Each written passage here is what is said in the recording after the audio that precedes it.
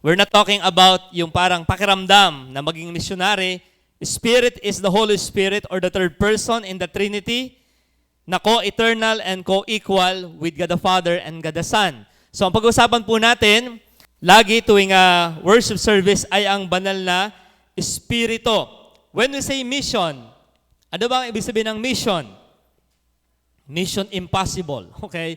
When we say mission, specific task with which a person or a group is charged. Assignment. So pag sabing mission, assignment. Job. Operation. Isang araw may operation ng pulis sa Bulbok, I think. Operation. Post. O parang sa Luneta Park, may nakapostidong dalawang lalaki na naghahalin-hinan ng paglalakad. That's their mission. Pero sa ating Christian, ano ba ang ating mission sa lupang ito? Natanong niya po ba yan minsan? When we make interview, minsan tinatanong po namin ng tao, bakit kaya po kayo nilikha? What's the purpose of life? Ano nga ba ang purpose ng buhay? Well, ako utoy ay may mission pang gagawin. Ano yung mission mong gagawin? Ay di siguro ay magkaasawa, magkaanak, magkaapo, mag-retired at mamatay. Yun lang ba yun? O meron tayong greater mission? Okay? Ngayon pong umaga, bilang tayo po ay mananampalataya, I'm talking first and foremost sa mga believer, bagaman tayo po may mga bisita, pero sa ating mga mananampalataya, napakahalaga po ng may mission tayong maliwanag sa ating buhay. Alam nyo, number one cause of depression sa tao, they lack mission. Bakit maraming tao ay nadidepress, nai-stress? Alam nyo kung bakit? Hindi nila, sila'y nabubuhay na boring. Boring ang buhay. Bakit? Gigising. Parang lulubog, lilitaw ang buwan at araw at paikot-ikot lang ang panahon. May kantangang ikot-ikot lang, ikot-ikot. At maraming tao, kaya malungkot ang buhay, they are going fast nowhere. Nabubuhay, pero bakit? Pasang kaga, ba't ka nagmamadali? Ba't mo ginagawa yan? They lack the mission. Ano ba yung talagang aim ng buhay kong ito? And not only sa unbeliever, even the believer. Pwedeng mangyari sa mananampalataya na siya ay nabubuhay, pero ano nga ba ang ultimate sense ng lahat? Nakakatuwa ang Bible. Binigay sa atin ang sense. Na ikaw man ay nag-aaral, nagtatrabaho, nagpapamilya, nag-a-abroad, nasa Pilipinas ka, meron tayong mission na pwedeng pagkaisahang lahat. Ano yan? The Great Commission of the Lord Jesus Christ. Yan ay walang pili, okay? Everybody ay pwedeng maging part ng Great Commission. Ating balikan ng kaunti, ano ba yung Great Commission? Sa Matthew chapter 28, at ito po yung ating pupuntahan mamaya, Matthew chapter 28, kasi the greatest tragedy of life is not death, but to live without meaning. Ang pinakamalaking trahedya ng buhay ay hindi ang mamatay. Ang pinakamalaking trahedya ng buhay, yung nabubuhay ka pero hindi mo alam, ba't ka nga ako nabubuhay? Bay ka nga. O, ba't ka mag-aasawa? Mag-aanak, tapos papaaralin, tapos magkakaroon din sila ng trabaho, pakakasaling ko, tapos magkakaapo, tapos magre-retired, tapos mag-uuli around the world, tapos mamamatay na. Yun lang ba yun? O meron pang greater na design ang Diyos sa mga mananampalataya? Ang tingin ko talagang meron ang Diyos na magandang design, which is greater than our life. Tingnan po ito, Matthew 28. Ang sabi ng Panginoong Hesukristo sa mga alagad, lumapit si Jesus at sinabi sa kanila, ibinigay na sa akin ang lahat ng kapangyarihan sa langit at sa lupa. Kaya't humayo kayo. Gawin ninyong alagad ko ang tao sa lahat ng mga bansa. Ang laki ng mission na ito. Kausap 12. Ano sabi? Gagawin niyong alagad ang lahat ng bansa. Malaki yun. It's a tall order. Napakalaking pinapagawa. Kaya't humayo kayo, gawin ninyong alagad ko ang mga tao sa lahat ng mga bansa. Bautismuhan niyo sila sa pangalan ng Ama at ng Anak at ng Espiritu Santo. Turuan ninyo silang sumunod sa lahat ng iniutos ko sa inyo. Tandaan ninyo, ako'y laging kasama ninyo hanggang sa katapusan ng panahon. So, ano yung mission natin? It's fulfilling the Great commission. At mamaya makikita natin po sa ilang statistics, kahapon nag-search ako, alam niyo po ba, 42% pa ng daigdig out of 8.2 billion na tao sa kasalukuyan, February 2025, sabi ng Worldometer, yung nagbibilang ng taong pinapanganak, February, ay merong 8.2 billion na tao na sa daigdig. So, tumataas siya ng 10 million halos taon-taon or more. Yan. There are over 8.2 billion people in the world today according to the Worldometer. So, yan yung bilang ng tao ngayon, may namamatay at may pinapanganak. Ilang percent sa population na yan ang naabot na ng Ebanghelyo? Ilang percent? How many people have heard the gospel? 3.4 billion out of that number ay hindi pa nakakapakinig ng Ebanghelyo. Ibig sabihin, 42.4%, almost 50% pa ng 8 bilyon ang hindi pa nakakapakinig ng magandang balita ng kaligtasan. Kaya talagang yung mission, hindi pa talaga tayo tapos dyan. Kaya yung sabi, okay na ako, ako'y ligtas na. No, ang lawak pa ng dapat nating trabahuhin. Okay, malawak pa, tingnan po ito. And ang sabi rito, 42.4 of the world's population have no or little access to the Bible, churches, or Christian resources. Ang sabi ng Panginoon sa atin, Jesus commands His followers to go and make disciples of all nations. Kaya talaga kung ito lang ay makakatch nating lahat, ikaw ay mag-a-abroad with a purpose. Mag-put up ka din ng gawain ng Panginoon dyan. Ikaw ay nasa sa school with a purpose. Missionary ka sa iyong school. Ikaw ay nagtatrabaho with a purpose. Hindi lang magkaroon ng income, kundi ang mga tao ay mabahaginan mo ng everlasting good news of salvation. Kasi ang laki pa po nito nung aking tinitingnan, ang laki ng numero pang ito. At 97% diyan ay nasa sa 1040 window. Ano yan? Yung sa latitude at longitude na makikita natin sa globo, yan naman yung lugar na nakakatakot puntahan. Okay? Ano ba yung nasa sa 1040 window na yan? Yan yung nasa sa North Africa to East Asia. Pwede kayo, Nigeria, Nicaragua, yung mga lugar na kinakatay lang naman ng mga Kristiyano.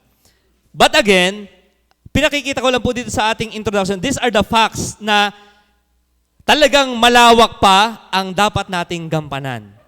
Okay? So ang mission ng Christianity ay hindi pa rin dapat tumigil sa iyo at saka sa akin. Kaso lang, ito yung realidad na atin dapat makita.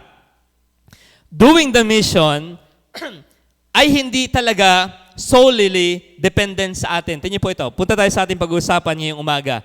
Kasi that's the mission. Pero ito yung napakahalaga nating maunawaan. In doing the Great Commission, napakahalaga na ating makita ang importansya ng banal na spirito sa pag-aakay ng kaluluwa. Look at the Bible, sa Acts chapter 1. Okay? By the way, ang background po ng Book of Acts, ang Panginoon ay sa chapter na ito, ito yung second writing ni Luke. Sabi niya sa 1, tingnan sa Acts chapter 1:1. Sa aking unang aklat ay isinalaysay ko ang lahat ng ginawa at itinuro ni Jesus buhat sa pasimula hanggang sa araw na siya umakyat sa langit. So binabanggit niya kay Teofilo, isang mananampalataya na kanyang dinidisciple, at maraming tanong kay Christ, totoo ba si Christ? Does he historical? Sabay totoong nabuhay talaga? So sabi ni Dr. Luke, yung aking unang sulat, The Gospel of Luke, ay sinulat ko sa iyo hanggang sa araw yung lahat ng ginawa ni Christ. Tapos, tinestimony niya rito sa chapter verse 3. Pinakita po niya rito yung mga nangyari bago itong verse 8. Okay?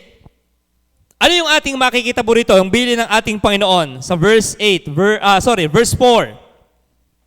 Samantalang siya ay kasama pa nila, naibigay na rito ang Great Commission naibigay na sa Matthew 28. Pero tingnan po ang bilin ng Panginoon sa mga mananampalataya sa verse 4. Samantalang siya'y kasama pa nila, pinagbilinan sila ni Jesus, huwag muna kayong aalis sa Jerusalem. Malimit sa mga missionary 71% ng missionary ay umuuwi. 71%. At maraming reason. Homesickness, lack of financial, wala na nagko-communicate sa mga missionary. Pero isa talaga sa nakikita ko pa rin po ay ito, yung dapat ay ating maunawaan bago tayo mag-mission o mangaral o magbahagi, mahalaga yung verse 4. Ang sabi, huwag muna kayong aalis sa Jerusalem. Bakit? Sa halip, hintayin ninyo roon ang ipinangako ng Ama na sinabi ko na sa inyo. Ano sabi? Nabigay na yung Great Commission, di ba? Excited na. Ito po ba yung mission namin? Yes, go to the world. Pero hindi, wala mo nang aalis.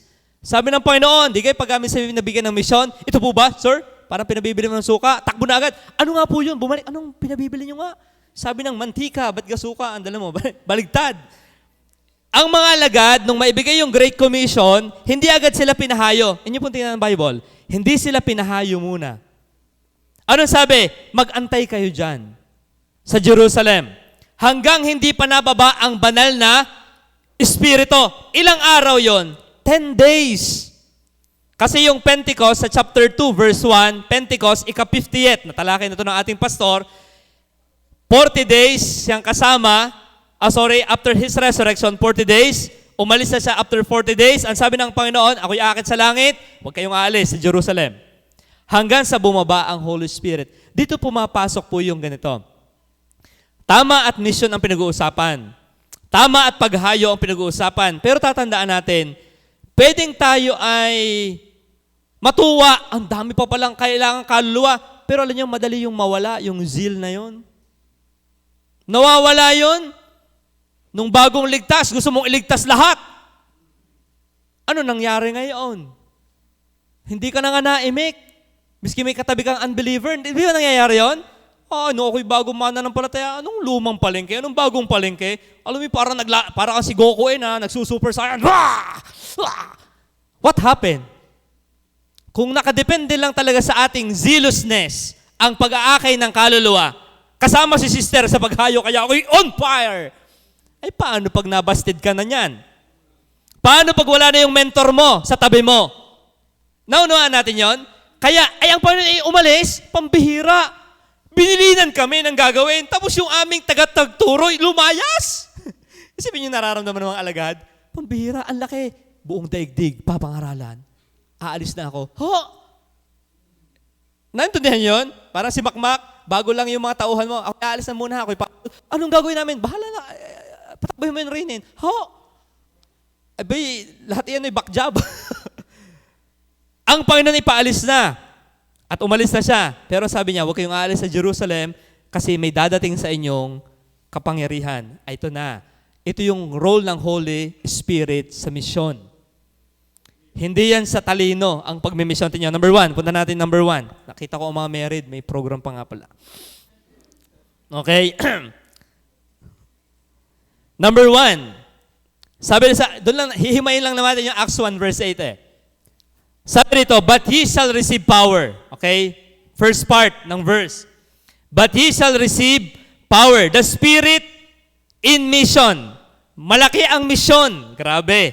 Buong daigdig. Worldwide witnessing. WWW. Yan ang ating mission eh. Worldwide witnessing. Kaya nga OFW, Overseas Filipino Witness. Dapat lahat. Kung mag-a-abroad, maging OFW, Overseas Filipino Witness for Christ. Why? Massive ito. Kaya number 1, ano ang ginagawa ng Holy Spirit with regards to mission work? Kung ganyan pala kalaki pa, Brother Henry, 50% pa ng daigdig, almost. Paano natin ma-accomplish? By the way, meron po tayong kakompetensya. Ang top 1 na religion sa mundo ngayon ay ang Christianity pa rin. Pero lahok yon. Evangelical, Catholic, Protestant, Orthodox. Mababa ang porsyento ng evangelical. Tulad natin, mga Bible believer. Ano ang second na highest, pinakamabilis na nagde-develop ngayon sa religion, sa mission work? Islam. Islam. The fastest growing religion ay hindi ang Christianity. Ang pinakamalaki na grupo ay Christianity. But the fastest growing today is Islam. Bakit? Isang lalaki may 4 na asawa, tigwa 8 anak, 8 times 4, 32. Oh, if you cannot win them, make them. Hindi, totoo po yan. Na-overwhelm. Sa Britanya na lang, let's go to United Kingdom. Ang top 1 na pangalan dyan, way back 2000, Noah. Ano ang top 1 na pangalan sa United Kingdom? London, Muhammad. Check nyo sa Google. Nabago na. Why? They are rising rapidly. Ano ba ang United Kingdom? Taga dyan si Charles Spurgeon, kilalang Baptist. Binibili na nila ang mga churches doon tulad dito at they convert it into mosque. Kaya kung tayo ay parang pagayang-gayang laang, sige, manahimik ka, Kristiyano, and this rising group is very fast. Hindi naman tayo against sa Islam. Hindi tayo against or takot sa kanila, rather. Pero pinakikita ko lang po na yun yung realidad. Sa Taysan ngayon meron na eh. Wala pa lang dito mosque. Okay? Meron na dito. Baka akala nyo wala pa rito Muslim. Meron na. Okay? So, kaya ito yung number 1 na kailangan natin. Spirit empowers the mission. Ang laki. Kaya sabi rito, but ye shall receive power. Ang mga alagad, mga kapatid, ay train ng Panginoon. Tama? Sila'y trained na.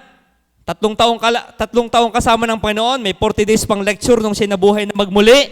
Pero hindi siya pinalis agad eh. Okay? Para yung mga graduate sa Bible School, hindi. Ako'y graduate na! Ililigtas ko ang buong Bicol region. Yun. Kala mo'y ganun nung kadali yun. Magkakaroon ka ng Messianic complex. Ako ang tagapagligtas. May martyr complex na. Hindi ko kaya. Kasi hindi nga atin yan. Ang kapangyarihan sa pagmimisyon ay hindi sa talino mo, sa tinapos mo, sa training mo. Ang kapangyarihan ay nasa banal na spirito. Marami nang napahiya, uwi. Lalo sa Japan, ang graveyard ng lahat ng missionary. After 2 years, nauwi na lahat. Walang maligtas na Hapon. Ganun sila katigas. Iba ang kultura nila. But again, paano may naliligtas pa rin doon? Sino may gawa? Ang Holy Spirit. Holy Spirit, ye shall receive power. Ano sabi ng talata ng 1 verse 4? Samantalang siya'y kasama pa nila, pinagbilinan sila ni Jesus, huwag muna kayong aalis sa Jerusalem. Sa halip, hintay ninyo roon ang ipinangako ng Ama na sinabi ko na sa inyo. So sa atin, kung tayo ay magbabalak ding magmisyon, ay huwag pa ura-urada. Manalangin. Hintayin ang kapangyarihan ng Diyos. Sa ating buhay, hindi yung, Panginoon, ramdam ko ako'y tinatawag dun sa hibok-hibok. Ay, nako po, akala gayon lang yun na puro asbok. Ang dami ko na nakausap na pagpunta sa field, iba yung training at iba yung realidad. So kung pupunta tayo na tayo ay talino lang natin, training lang natin, at wala ang kapangyarihan ng Holy Spirit, delikado tayo. Ay yung soul winning pag Sabado na laang, kita ko pag wala talaga Holy Spirit, ay galingan mo lang paliwanag. Kaya ano yung ating kailangan? Sa mission, yung pangangaral tungkol kay Jesus Christ, number 1, Spirit empowers. That the word power. When we say power, ano ba yung ibig sabihin ng power dyan? Or dynamos. Okay, dunamis. Sorry, dynamos. Dynamic nga pa narinig ko kay Romel. Dunamis. Dynamite. Okay? So ang Holy Spirit, ang nagbibigay ng miraculous power, the ability, abundance, meaning, might, power, strength. Mighty work. Ibig sabihin po, yung tayo ay makahayo na may kapangyarihan, saan galing yon? Sa banal na Espiritu.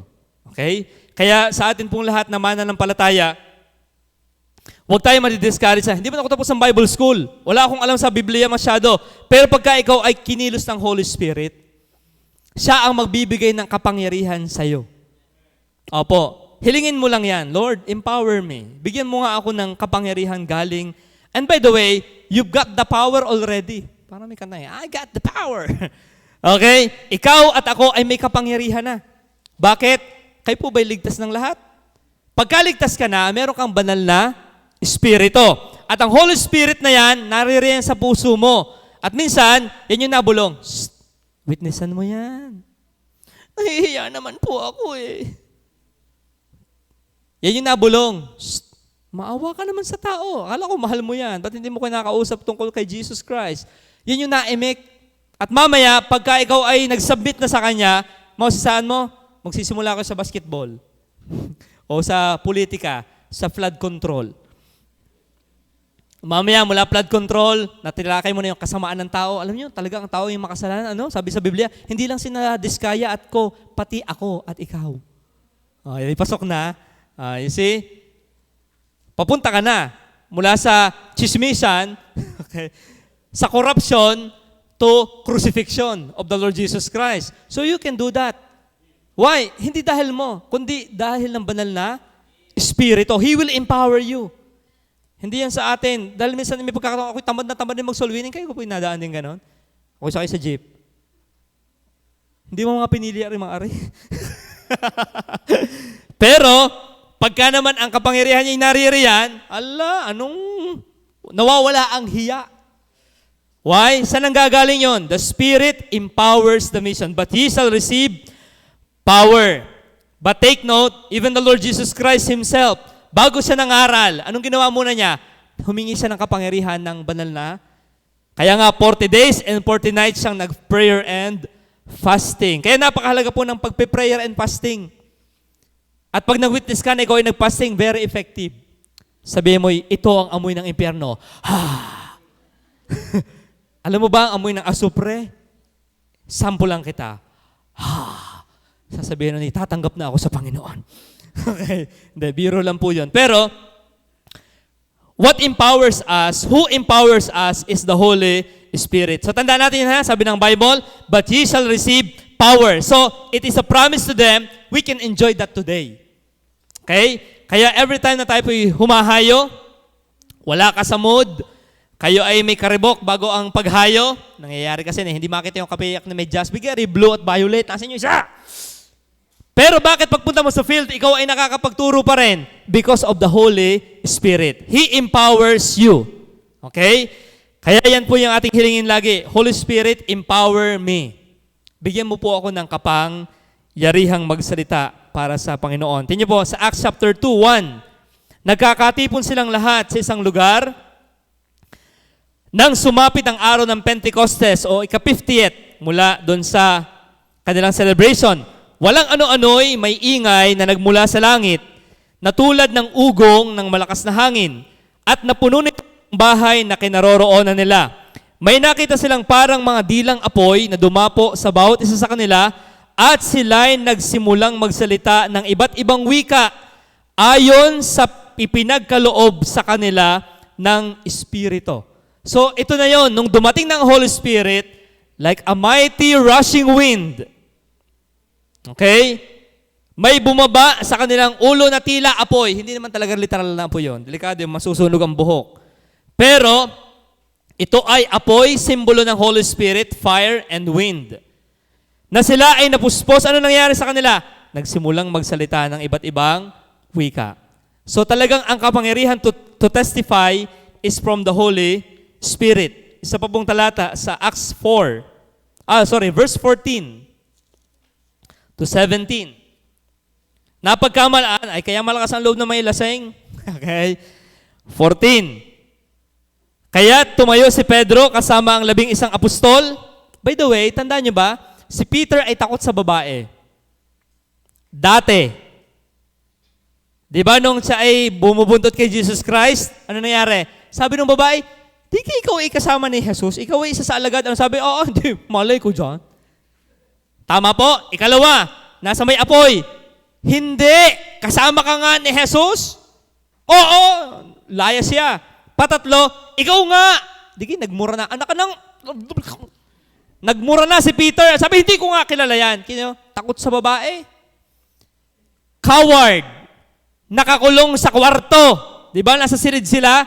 120 sila doon, magkakasama. Nakakulong lang sa silid. Takot na takot. Pero ano nangyari sa kanila sa chapter 2? Pentecost, ang daming tao. Sa isang ang babae, takot sa dati. Katulong na babae, takot siya. Ito, 1,000 tao ang kanyang kinausap. Tingnan po. Kaya tumayo si Pedro, kasama ang 11 alagad, apostol, at nagsalita ng malakas. What happened? Bakit itong mahihiyaing ito ay biglang lumakas ang loob na magsalita even to the 1,000 crowds? Ayun niyo po ang nangyari? Napuspos siya ng banal na Espiritu. So, ang kapangyarihan sa pagmimisyon talaga ay hindi yun sa naging background niya. Kasi baka, naalala rin ni Peter, pambihira, ako'y nag-tridor sa Panginoon hindi ko siya... Pero na-overcome yun ng kapangyarihan ng Holy Spirit. At ano nangyari? Verse 17. Sabi, akala sila lasing.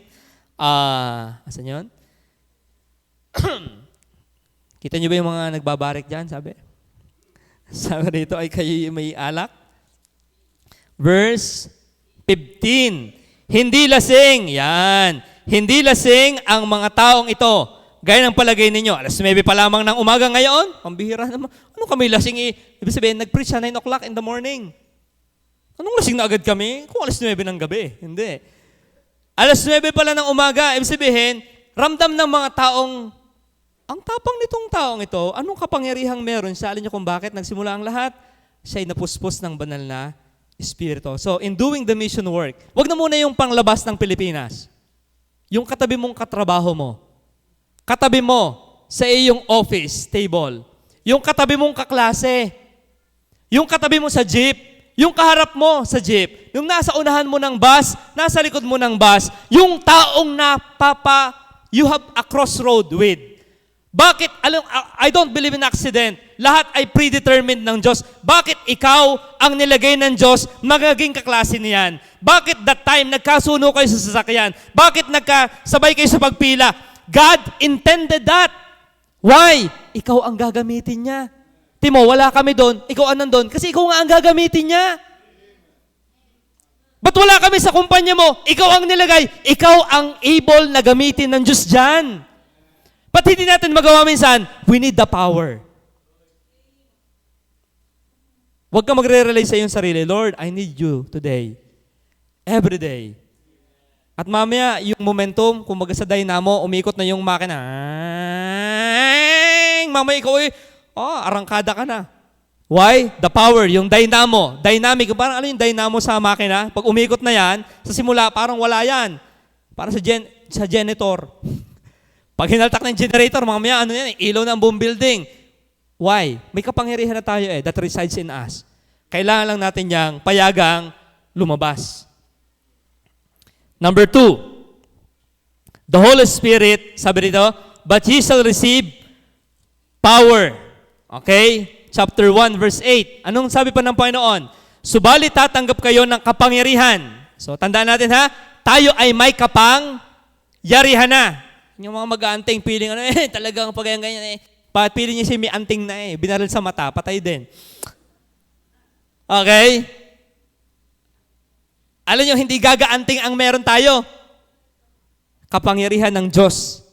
Bakit ang Holy Spirit ay nasa sa atin? Do you claim that? Yan po'y totoo. Opo, kaya kayo lalabas sa building, may tao kayong makikita, meron kayong confidence na mag-witness dahil ng Holy Spirit na nasa sayo. Okay, number 2, the Holy Spirit empowers the mission. Number 2, Spirit emboldens the mission. When we say embolden, yan yung nagpapatapang. Bakit ko nabanggit na nagpapatapang? Yung word na witness ay galing sa Greek word na martus. Sunod yan sa Lunes. Martus. Martus, yung word na martir. Nung unang binabasa kong Book of Acts, ang idea, kayo magiging mga saksi ko. Okay, magsasalita.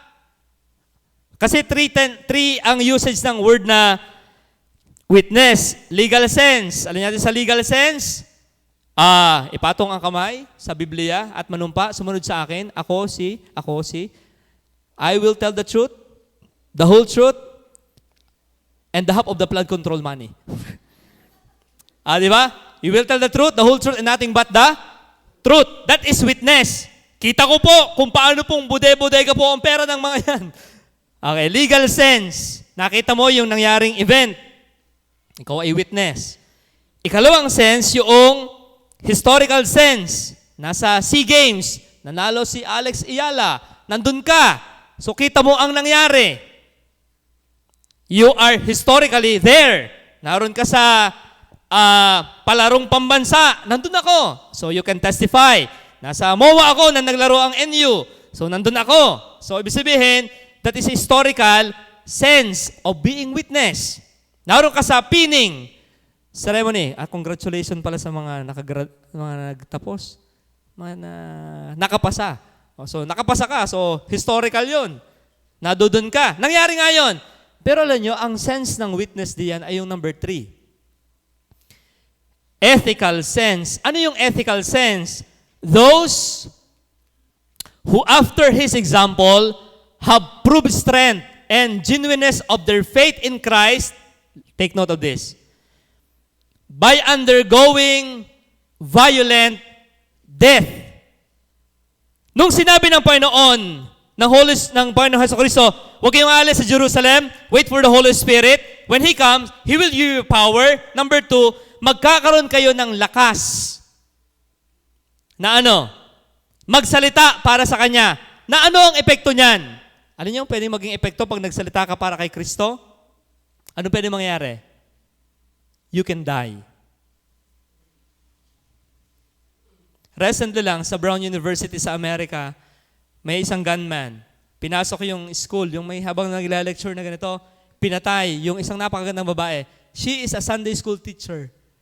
Targeted ang assassination. Ang tinarget ay Christian sa loob ng university. What if dumating yan sa ating panahon? Lahat ng naniniwala kay Kristo, come forward. May regalo.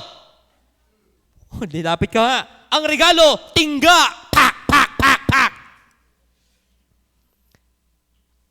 Paano nagagawa ng mga unang mananampalatayang mamatay para kay Kristo? Trip lang nila? Alam nyo, ang normal sa tao, likas sa tao ang will to live, tama? Ba't ka nagpapa-hospital? You want to live. Ba't ka nakain? You want to live. Ba't ka nainom ng tubig? You want to live. Ba't ka nahinga? You want to live. Tama? Walang taong, sana mamatay na ako. Sinasabi mo lang yan kasi busted ka. Sinasabi mo lang yan kasi bigo ka. Pero pagka everything is going well, you will never say that. Ikakasal ka na sa gusto mo, mamatay na sana ako. Hindi ganun yan. Everyone has the will to live. Pero bakit ang mga ito? They become willing to die. Very irrational yun eh. Yung gusto mong mamatay para sa isang bagay na higit sa sarili mo, kakaiba yun eh. Hindi magpakamatay, ang tinutukoy ng Biblia, sila ay willing mamatay. Hindi naman natin sasabing, lahat ng persecution ay harapin natin. Maraming record sa Bible, sa Book of Acts na inatake siya sa Berea, lipat ng Thessalonica to Berea. Nataka si Pablo. Pwede tayo, pag na-persecute, umalis sa isang lugar. Alam nga naman, kung you have the ability na tumakas, then go. Pero paano pag na-corner ka na nga? Yun yung ibig sabihin ng witness dyan eh. Nagsasalita ka, listen! Christ is the Savior. Walang iba. He died. He was buried. Resurrected. Siya lang ang representative of the real God. Bo, sabihin mo sa India yan, susunugin ka ng buhay. Bakit? Sa India, 220 million gods. 220 million gods and counting. Kaya doon pag nasalita kang, si Jesus ay isa sa mga Diyos. Sasabihin ng mga Hindu sa iyo, purihin, no problem. Pero when you say, Jesus Christ alone is the exact representation of the invisible God, ay di handa mo nang mamatay ka. Why? Because when you witness for Christ, you can die. I remember sa isang high school sa Amerika, sa Columbine High School, pinasok ng mga Muslim ang isang classroom doon, library, I think, na may mga bata nag-aaral, high schooler, at nag-isa-isa sa mga nandoon. Isa lang ang tanong, do you believe in Jesus Christ? Extremists nila eh. And everyone na sumasagot, I don't believe, nilalampasan. May isang batang babae, tinutukan ng baril, do you believe in Christ? Sabi niya, I believe in Jesus Christ. He is the Son of God. Pak! Binaril siya on the spot. And that lady, sa Columbine, hanggang ngayon ay naaalala pa siya doon. Why? He stand. May isang nagla-lecture din, atheist professor, inaatake si Christ. May isang babae sa likod, sabi, kumanta siya ng, stand up for Jesus. Ye soldiers of the cross. Lahat ng Kristyano nahihiya. Pero nung may tumindig na isa, everybody stand up. They sing the song, stand up for Jesus Christ. Paano nangyari yun? Spirit emboldens her. Minsan tayo, nakakaya naman, pero bakit ka nakalakas ang loob? Who give you that power to be courageous? God the Spirit. Kaya, wag tayong yun tayo minsan, ako may nag-iisa. No, si Stephen ay nag-iisa rin nung pinatay. Pero ang dugo niya, sabi nga ng old saying, every blood of the martyr is the seed of the church. The more they break the church and kill them, like sa Sudan at sa Nigeria, habang tayo ang sarap ng buhay sa Pilipinas, ang ating mga kapatid sa Sudan at Nigeria, ginagahasa, pinapatay. Ano daw ang wish ng mga Christian doon? Pag binaril kami, sana patay na agad. Why? Dinidrill ang ulo nila papunta sa kanilang tiyan. Iipunin sa isang kubo ang mga Christian at padadaanan ng tangke ng sundalo. They can run, but they don't. Sila'y umaawit ng pagpapasalamat kay Jesus Christ. Paano nangyari yun? Hindi yun normal. They have that yung boldness na gano'n because of the Holy Spirit. I can say na pagka may ganyan, kaya ko, hindi, kaya ko yan. I don't know. How I pray na on that moment, na ako itotorture na rin, ay kaya kong sabihin na I am a believer of Christ. But you and me can say that pagka ang Holy Spirit ay talagang kumilos ng malakas sa ating buhay. Maraming kwento. If you can read the Fox Book of Martyr, marami nung una. Marami ngayon. Sa China, ilang pastor na ikinulong uli dyan, nung isang araw lang, nagre-raid sila sa China today ng mga churches. Illegal kasi doon ang Christianity sa kanilang lugar. Pero bakit ang dami nila? Milyon-milyon ang Chinese believers. Sa Iran, hindi yung na Iran na, yung sa Iran. Sa bansa ng Persia or Iran today, isang Bible, 7 ang nag-share. 7. Why? Wala dong Bible. Quran ang madami doon. But alam nyo, ang dami Muslim ngayon are turning to Christ. Why? Merong ilan na empowered and emboldened by the Spirit to testify of Jesus Christ. At kita nila ito ba ang susundin ko? Lalaki na inaasawa si Asia, 9 years old, siya 50 plus? Ito ba ang propeta ng Diyos na okay pumatay? Kumpara kay Christ na patawarin mo ang nagkasala sa iyo? Mahal ni Kristo ang mga bata? Is this worth following? Maraming tumatalikod sa Islam. Why? When they study the life of Muhammad and they study the life of Jesus Christ, talagang opposite ang buhay ng dalawa. Hindi pwedeng maging magkatulad. And many Muslims, because of the love of the Christians there, dapat itong mga ito pinagpipersecute na namin, mahal pa rin kami. Bakit ang mga ito aming ginigipit na? They don't recant. They still love us. Bakit nila nagagawa yun? Holy Spirit yun. Because the fruit of the Spirit is love. And the ability to love our enemy, hindi galing sa atin yun. Sabi ni Brother Romel sa preaching kanina, duruan mo ko, sige pa. May plema to, sige. Pero yung ability, na mahalin mo yung kaaway mo, saan galing yan? Look at Stephen. Sa Acts, ano sabi niya? Mamatay na rin kayo. Yung ba sabi niya, Panginoon, wag mong ibilang sa kanila ang kasalanan ito. Kaya alam niyo, si Paul, isa siguro sa tinik niya sa laman, yung memory na yung talamsik ng dugo ni Stephen sa kanyang paa. Habang binabato si Stephen, siya nakaganyan dyan eh. And from time to time, siguro ay nagfa-flashback sa memory ni Paul na ako ang nagpapatay kay Stephen.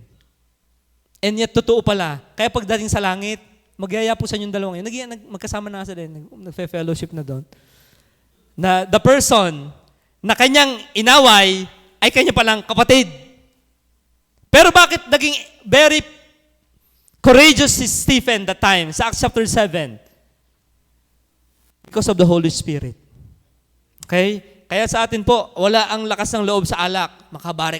Tayo, mag-soul winning tayo, guys. Boys, soul winning. Shot muna, shot. Pwede ba yun? Ay, shot muna tayo, Mac. At para tayo hahayo.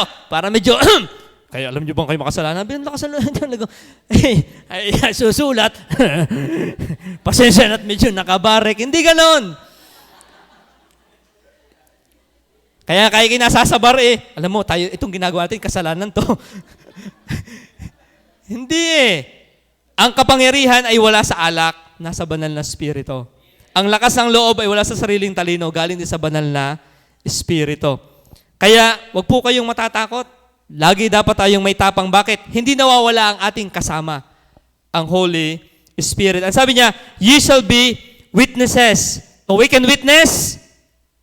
Ngayon, nagpapatotoo lang tayo. Pero wala pa naman tayong case na pwede tayong i-threat. Wala pa naman. Pero posibleng mangyari yon. Okay.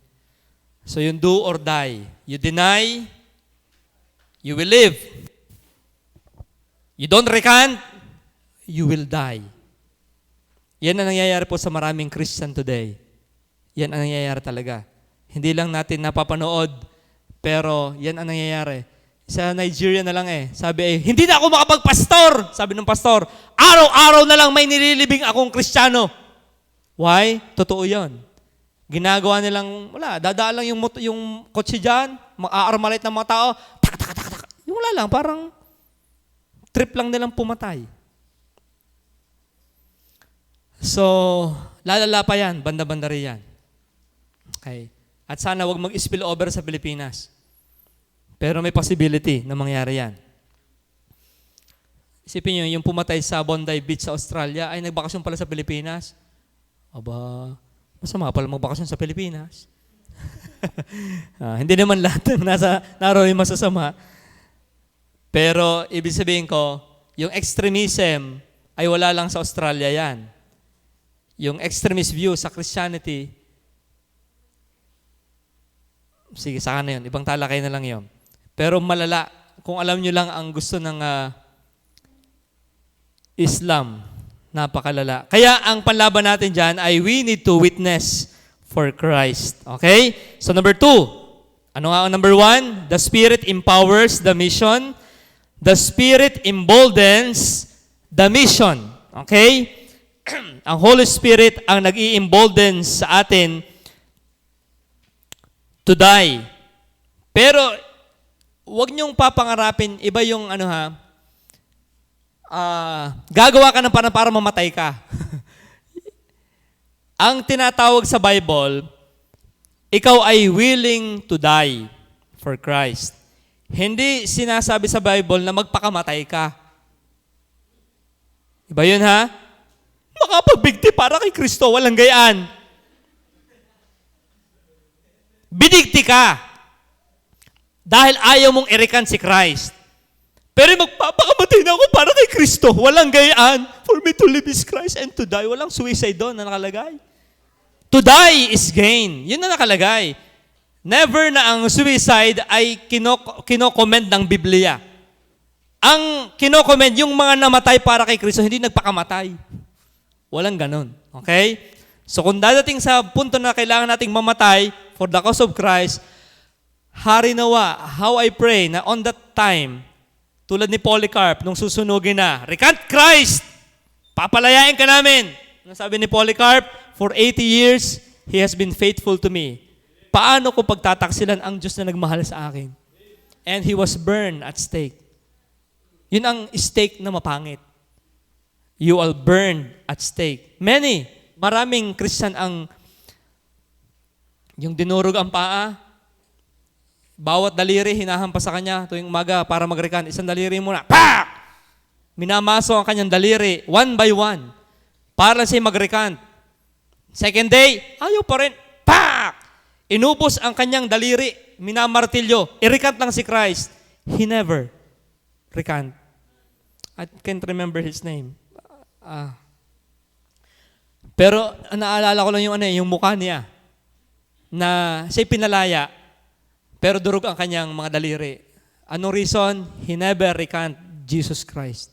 Kinidnap siya. Siya'y pastor Kinidnap siya, tinorture siya, naiwan niya ang kanyang family at yung pa ang kanyang isolation, depression, lahat na.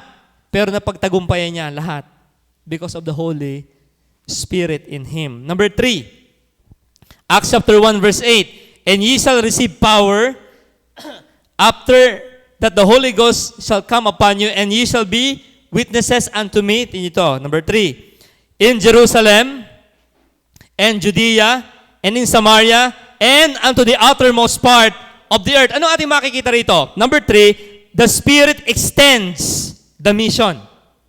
The Spirit extends. Ano yung extend? Paragang lastiko, ini-extend mo. Pinapalawak mo. Ang nagpapalawak ng gawain ng Panginoon ay hindi ang pastor o ang worker. Ang able na magpa-expand ng gawain ay ang Holy Spirit. Ang sabi ng Panginoon, ye shall be my witnesses. Magiging kayong tagapagsalita ko, saksi ko, and you may die, testifying of me in what? Jerusalem, Judea, Samaria, and to the uttermost part of the earth. Pakitingnan nga yung ilang mga bansa. Tingnan po itong mga bansa na missionary statistics. Sa kasalukuyan daw po ay merong 430,000 na missionaries all over the world. Yan yung top world religion. Merong 400,000 missionary na, pero included yan ang Catholic, Protestants, and other denomination. Ang evangelical dyan ay mababa. Noong 2001, ang missionary ay 1.1 million. Tingnan niyo ha. 2025, missionary 400,000 na lang plus. Year 2000, 1.1 million. Ang laki ng ibinulusok. Sa 400,000, hindi lahat yan mananampalataya. Yung minsan mga nakaputi diyang Mormon na nakikita ninyo, yung nakakurbata rin ng itim at nakaganito din. At pag ngumiti siya at ngumiti ka, kakausapin ka niya. Can I share you the word of God? Ay affirm to. Ay affirm di lalapitan. Ito na ang maghahango sa kahirapan. Okay. Yes, amen. Okay, Moroni, moron ka na tuloy. Nadali ka ni Moroni. Ay Moroni. Pero alam nyo, sila yung missionary din. Kasama sila sa 430,000 na yon. Hindi sila tunay na nangangaral lang kay Kristo. Ang Kristo nila yung nag-i-evolve. Dating taong magiging Diyos. Mali ang turo ng mga yan. But they are going in mission. Okay? Kaya number 3, the Spirit extends the mission. Ganito po, tayo taga-Taysan, tama? Ang work ng God is Able Baptist Church ay hindi lang sa Taysan. Nanawaan niyo po yon? Ang vision talaga ng Panginoon sa lahat ng churches, dumating yung time na tayo ay kakalat din all over the world. Posible ba yon? Posible yon. I mean, nag-a-abroad tayo eh. Pwede magsimula ng gawain sa Australia. Pwede magsimula ng gawain sa Japan, sa Taiwan. Di ba? Naunahan yun? Thailand. Tingnan, ito po yung mga bansa na wala pa masyadong churches. Baka gusto nyo rito mag-abroad. At the moment, merong 6,000 na unreached group of people. Yung pinakahuli ko yata ang slide. Yung huli kong ano. Yan. Pakibaba. Ito yung mga lugar na unreached ang population. India. Dibidi. Okay. Kami Bombay, galing sa India. Dito tinda, hulugan pa. Okay. India. Pakistan. Okay. Indonesia, kapitbahay natin yan. Bangladesh, isa sa pinakamahirap na bansa sa buong daigdig. China, okay, ang ating kaagaw sa West Philippine Sea. Japan, the graveyard of the missionaries. Isa sa pinakamatigas po sa lahat ng yan ay ang Japan, sa mission work. Suko ang maraming pastor dyan. Iba ang kultura ng Japan. Iran, ang Iran ay ang Persia. Diyan dati nakatira si Queen Esther. And then, Iran today ay Muslim country under ni Ayatollah Khomeini. Binibigti dyan ang mga missionary pag nahuhuli. Kaya huwag kang papahuli pag nandiyan ka nag-mission. Turkey, okay? Bansa na, ang Turkey ay dating Christian country, naging Islamic country na rin today yan. Nigeria, ang buong Africa dati ay Christian. Kaya nga si St. Augustine ay dyan, sa Africa dati siya eh. Si Augustine, yung ating kasamahan din sa belief. Nigeria, area ng Christian. Today, infested yan ng Islam. Thailand, marami diyang mga magagandang lalaki. Thailand, sino mahilig sa magagandang babae? Pwede natin padala sa Thailand. Okay, the land of the elephant. Thailand, malapit yan sa atin. Sa record ng 2025, these are the most unreached populations in 2025.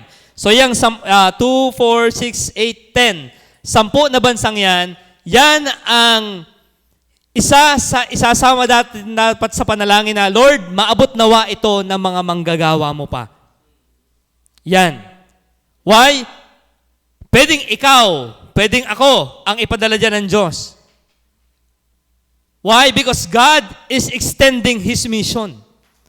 Ibig sabihin po, ang ating desire, ang desire ng Holy Spirit in His church ay, Ye shall be witnesses in Jerusalem, Judea, Samaria, and to the uttermost part of the world.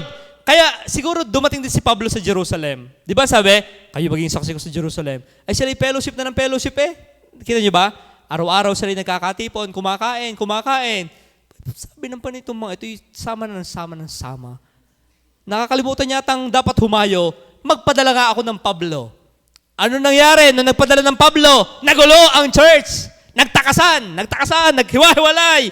Liban sa mga alagad. Ano nangyari sa mga tumakas na ito? Nangaral din. Okay? Huwag na natin ipanalangin magkari-karibok. Ipanalangin natin na walang dumating persecutor. At pasasabugin ko ang aking katawan dito. Ako'y, Allahu Akbar. Hindi ganyan. Kundi ikaw, saan man tayo naroroon, tayo maging mouthpiece ng Panginoon. Okay? Kaya kung talagang, halimbawa may mag-a-abroad sa atin, kaya minsan gusto ko rin makasama sa mga mission trip, Brother Romel. Nagyaya ka eh. Vietnam, Cambodia, Thailand, Indonesia, Malaysia. Iniikot yan. Libre naman yun. Libre. Sa murang halaga. Okay? Minsan may mga piso fare eh. Okay, 100 pesos o 1,000. Minsan po, yung able na mag-abroad, lumabas din kayo. Magbakasyon. You can do that. And then, hindi lang maghanap ka doon ng kung ano na magagandang tanawin. Ang iyong damahin ay, ilan kaya ang Baptist Church sa lugar na ito? Punta tayo ng Pilipinas. Ilang barangay sa Pilipinas? 42,000 barangay sa Pilipinas. 42,000 ang barangay sa buong Pilipinas. 42,005 yata o basta 42,000 approximately. 42,000 barangay sa Pilipinas. Okay? Ilan na ang nakanker dyan ng gospel? Alam niyo kung ano ang mga mahirap i-conquer? Southern Philippines. Lugar ng lumad. Lugar ng mga Maranao. Lugar ng Maguindanawon. Southern portion ng Philippines. Ibig sabihin, ang pagmimission talaga ay hindi dapat natigil. Why? God, the Holy Spirit, is extending His mission. Kaya hindi talaga dapat tayo pakuya-kuya na I'm just sitting and satisfied. Kung hindi tayo makahayo doon, bakit tayong bahagi ng mga misyonaring napunta doon? O kaya ikaw mismo magpunta doon. Okay. Please na mapadala sa Mindanao ako dati eh. Kung nagkataon, ako'y nasa South Cotabato. But, ano sabi ng Panginoon sa Psalms 22? Ito kasi yung kanyang vision. At nakakatuwa, hindi niyo ba pinapangarap na isang araw ang ating simbahan ay international na din? Merong may translator tayo ng Mandarin, Cantonese, Nihongo. May mga service ng Latin. Nangyayari yan eh. Posibleng mangyari yan. Okay? Black American, meron na tayong Psalms 22. 27. Ano sabi ng Bible? Psalms 22:27. Mga bansa sa lupay, kay Yahweh magsisibaling, lahat ng mga lahi maaalala siya at sasambahin. Ito yung goal ng soul winning. Let all the nations be glad in God. Let all the nations rejoice in God. Yun yung ating goal and yun yung pangarap ng Panginoon sa kanyang church na tayo ay maging kasangkapan para maraming tao, hindi lang Pilipino, hindi lang taga Taysan, hindi lang taga Batangas, Calabarzon, hindi lang Pilipinas, kundi all the nations will be glad in God. Marami pa maging masaya kay Kristo na siya nagpapatawad, na siya nagbibigay ng bagong buhay. Paano mangyayari yan? When the Holy Spirit empowers you, emboldens you, He will use you to extend His mission work. Hindi natin work, His work. Hindi, my kingdom come, my will be done. It is His kingdom. It is His church. It is His work. Kaya yan ay tutuloy ng tutuloy hindi atin yan So tayo meron sa Tabangaw, meron sa Talisay, ano pang T? Tulo. Tikiwan. Diba? So we need to pray. Okay? For that.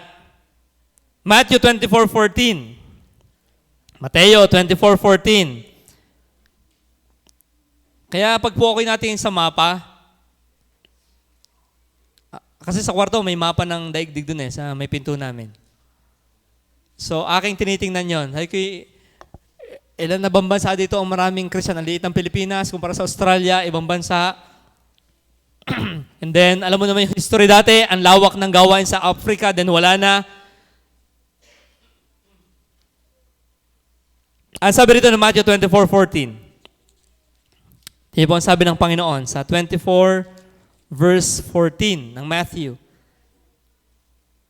Ipangangaral sa buong sanglibutan ang magandang balitang ito tungkol sa kaharian ng Diyos upang magsilbing patotoo sa lahat ng mga bansa at saka darating ang wakas. Yan. So talagang ang goal ng ating Diyos ay extended ang mission in Jerusalem, Judea, Samaria, and unto the uttermost part of the earth. Paano magiging kabahagi ng mission sa labas ng bansa? Ay patalangin natin ang mga missionary nating kakilala. Si Pastor David, example, siya ay nagpe-pray sa Greece. Bansang Greece ang kanyang target. Di ba si Pablo din nangaral sa Greece, Acts 17, Athens, Greece. Crete, dyan naging pastor si Titus. Alam nyo, Zero, Baptist Church. Sa mga lugar na yan. Merong iba, mga churches, nasaan na yung trace ng mga Christian dyan? Nangawala na. Corinth, yung mga nasa sa lugar ng Bible, Corinth, Efeso, marami ang nawala na.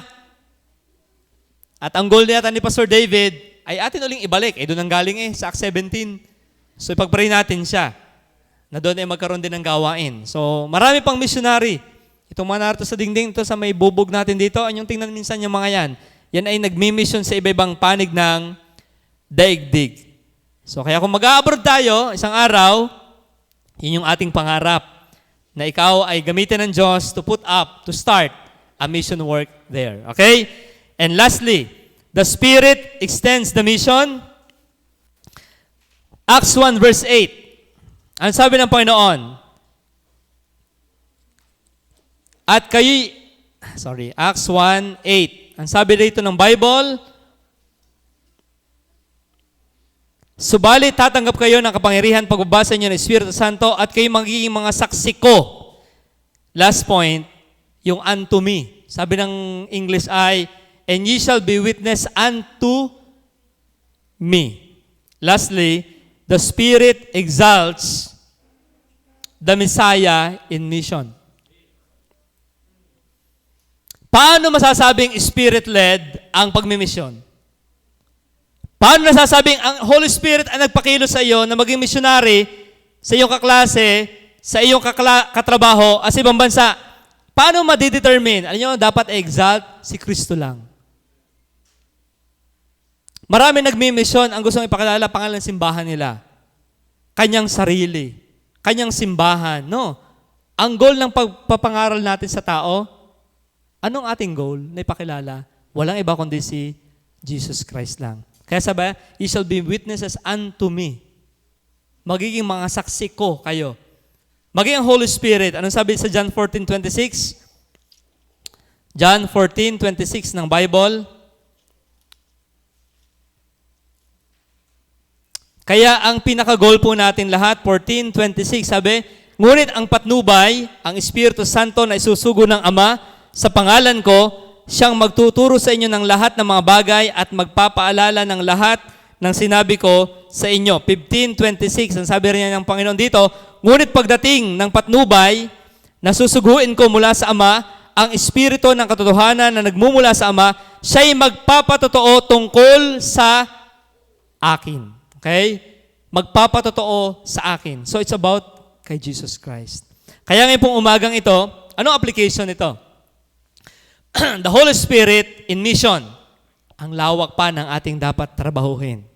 Okay, malawak pa. Lahat ba ng inyong katrabaho na witnessan nyo na po? Nabigyan na ng tracks? So meron tayong ilang mga bagay na pwedeng gawitin. In conclusion, be part of the mission using number 1, your testimony. God can use that. Yung patotoo mo. You share how Christ changed you. Number 2, by giving out tracts. Tracts is powerful. It talks when the people don't want to talk to you. Okay? Ang tracts ay nakikipag-usap kahit ayaw ng tao mapag-usap sa iyo. Nagsasalita yan. 3, 10 commandments. Kung may pagkakataon ka mag-witness, use the 10 commandments sa tao. Para pakilalang, ikaw ay makasalanan, kailangan mo ng tagapagligtas. Taking them to Christian gathering. Kaya ang halaga nag-i-invite. Why? Ito yung posibleng panahon na kausapin ka ng Diyos, yung may gathering na ganito. Magyakag ka ng tao, palapit kay Kristo. Bring them to Christ. Compel them to come to Christian gathering like this. And lastly, using your treasure. Ano yun? Isa ka sa magfe-finance sa mga missionary, mga Bible students, mga nagba-Bible study, you use your treasure to reach the lost world. Kaya ngayon pong umaga, nawa ay atin itong may pag-pray, na tulungan tayo ng Diyos. Maging committed tayo sa ating misyon. Hindi pa tapos. Patay na tayo, hindi pa tapos ang misyon. May mga taong kayo na umay, tapos na yan, ano bang gagawin ko pa? Pagdating sa mission work, patay na tayo, hindi pa tapos. Kaya dapat walang titigil. Ituloy natin ang sinimulan ng mga unang mananampalataya. Tayo po'y manalangin. Heavenly Father, thank you so much po.